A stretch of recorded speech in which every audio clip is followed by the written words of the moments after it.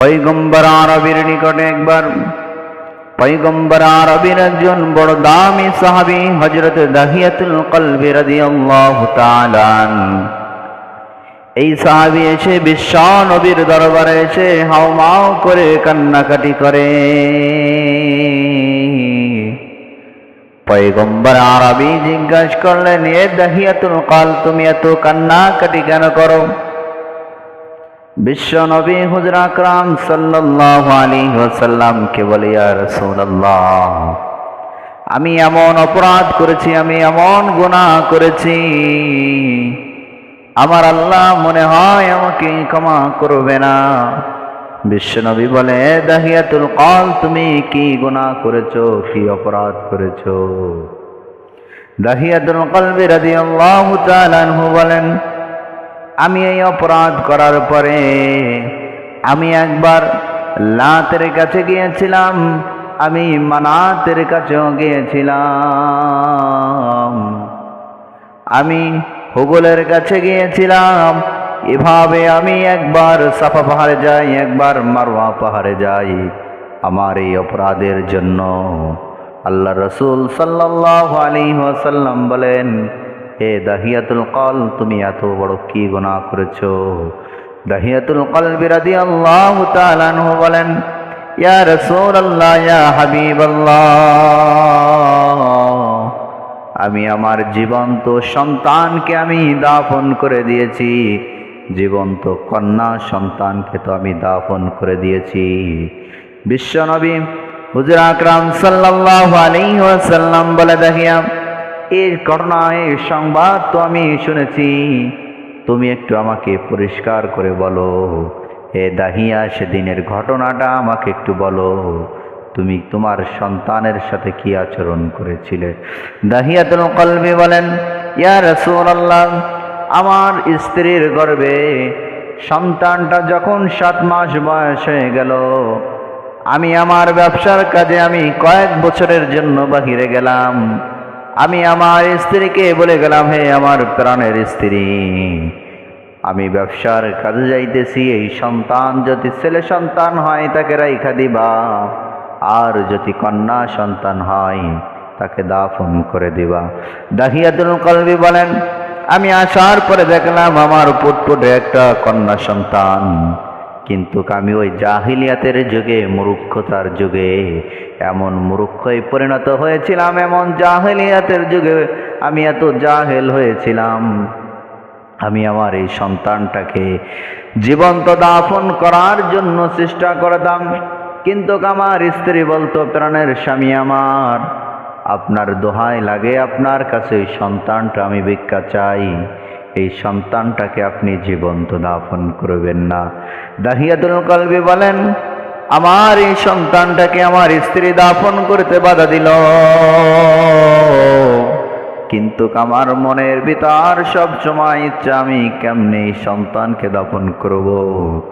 দাহিয়াতুল কলবি বলেন, আমি এই সন্তানকে তার নানার বাড়ি নেওয়ার জন্য তার মাকে বললাম, তুমি একটু সাজুগুজু করে দাও, আমরা বেড়াতে যাব।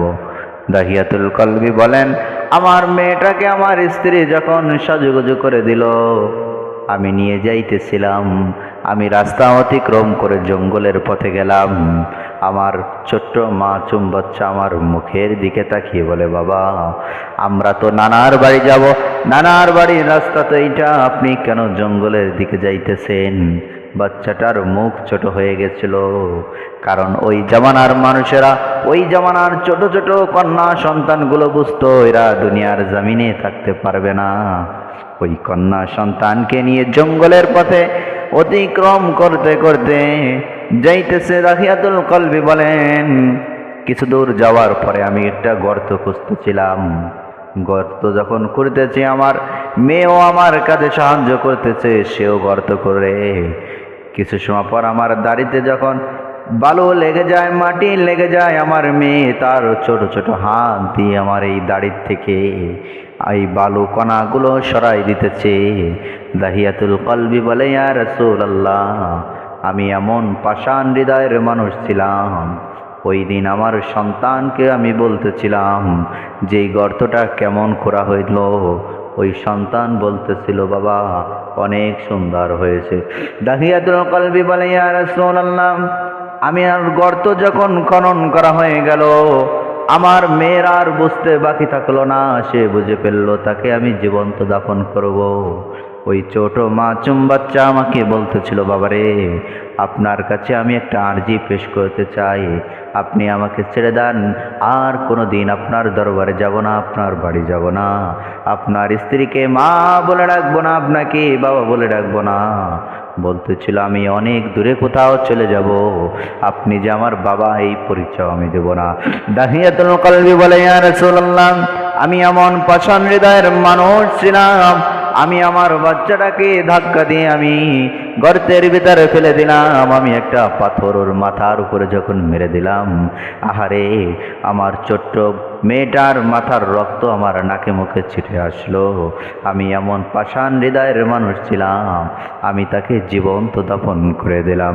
দাহিয়াতুল কলবি বলে, ইয়া রাসূলুল্লাহ, শুধু আমার এই বাচ্চাটাকে দাফন করেছে এখানে শেষ নয়, আমার এর আগে আরো অনেক মেয়ে কন্যা, আমার কন্যা সন্তানদেরকে আমি দাফন করেছি।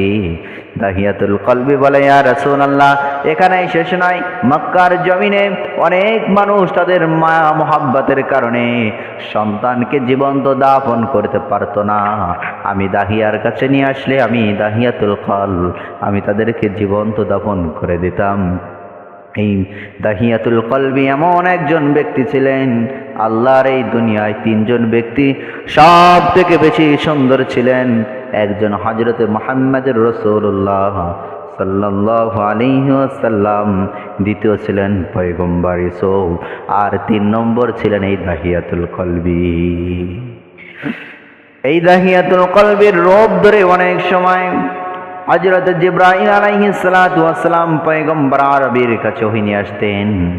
হযরত দাহিয়াতুল কলব জাহিলিয়াতের যুগে অনেক খারাপ মানুষ ছিল, এই দাহিয়াতুল কলব তিনিও পয়গম্বর আরবীর এই সুন্নাত মেনে সুন্নাতের উপর চলে ইসলাম ধর্ম গ্রহণ করে এমন দামি মানুষে পরিণত হয়েছিলেন যে হযরত জিবরাইল আলাইহিস সালাতু ওয়াস সালামও দাহিয়াতুল কলবির রূপ ধরে ওহী নিয়ে আসতেন।